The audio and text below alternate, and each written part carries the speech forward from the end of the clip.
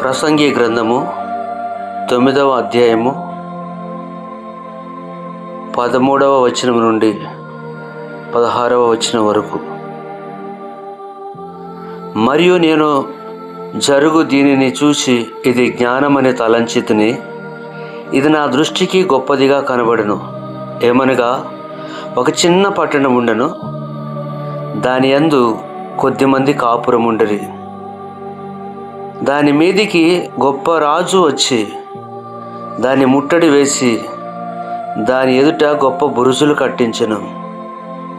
అయితే అందులో జ్ఞానము గల ఒక పేదవాడుండి తన జ్ఞానము చేత ఆ పట్టణమును రక్షించెను.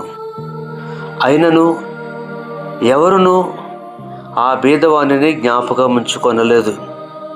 కాగా నేను ఇట్లా అనుకుంటుని, బలము కంటే జ్ఞానము శ్రేష్టమే, కానీ బీదవాని జ్ఞానము తృణీకరింపబడును. వారి మాటలు ఎవరినూ లక్ష్యము చేయరు.